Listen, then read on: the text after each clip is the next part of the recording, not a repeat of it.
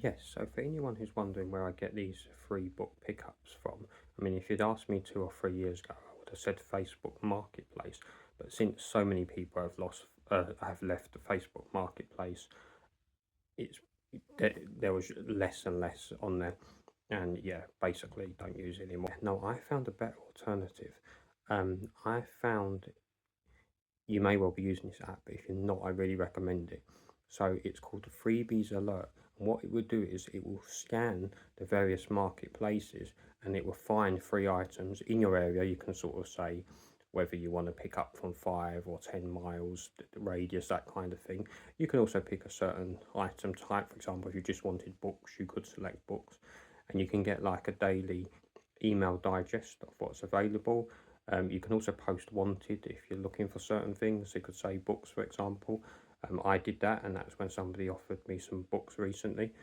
Yeah, so you can do that. So that's one I use the most, along with one other, which is called Trash Nothing. Again, Trash Nothing, it's all about giving away free stuff rather than throwing it away. And yeah, it basically works in a very similar way. It will look through marketplaces, look for free items, and give you a daily digest, or however frequently you want the digest. I think that's the same for Freebies Alert as well. You can choose the frequency of the digest. And again, Trash Nothing also has a app where you can do the same kind of thing. Just look for free items such as books in your local area and pick them up. Occasionally, people may be able to deliver them to you as well if you're not able to get out. So yeah, I highly recommend those two apps. Only thing is, I don't know about iPhone compatibility. I know that Freebies Alert is not on iPhone. This is an Android app, and I use Trash Nothing on Android as well. So if anyone knows any iPhone alternatives, that would be helpful to know for those with an iPhone. Yes, so here we are. Now we'll start with this one in the recent free pickup. Terry Brooks. I've been trying to read Terry Brooks books. What I meant to say is I've been trying to collect them, and then I'm going to read them. And I saw this one and I just picked it up, but I didn't realise it was in another language. According to Google Translate, it's Italian.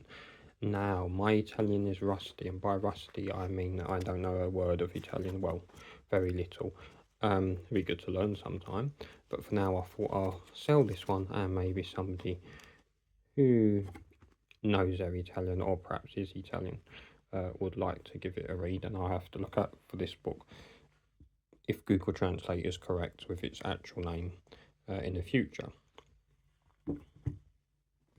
So, Demon Headmaster, one of my favourite series of books I read as a child, and of course the brilliant TV show that, as it says, is seen on TV, that terrorised many people.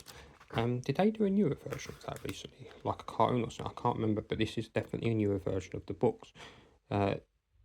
This one looks like it's 2004, and the original was a few years before that, 2002, I think, or something along those lines.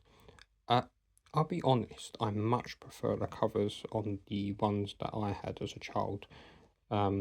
That I read in the library. I think I had some of my own copies as well.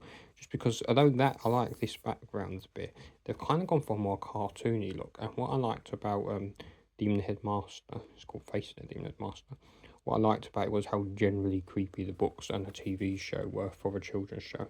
But I guess it's good to do different styles and designs and that, but there is a tendency to cartoonify things and make them more cartoony now and tone them down a bit.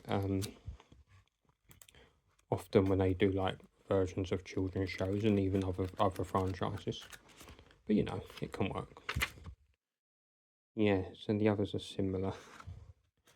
So yeah, but yeah, that's very nostalgic anyway.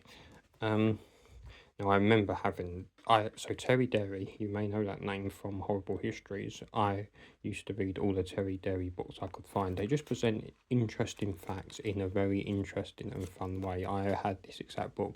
This is a library edition, as you can see. I may not have had this exact one as a child, but I definitely often read things like this, sensational cyber stories. This is fiction, I believe. What's the year? 1997, yeah, could possibly have read this as a child.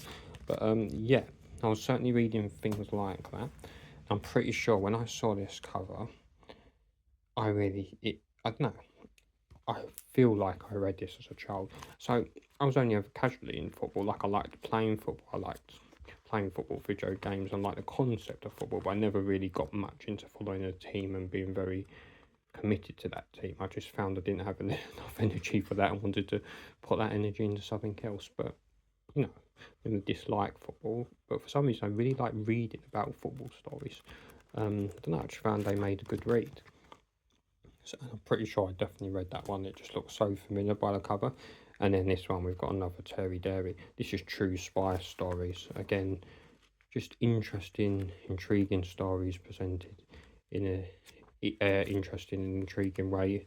Obviously, with horrible histories, they use humour. I think these ones didn't use humour so much, but yeah, still very interesting.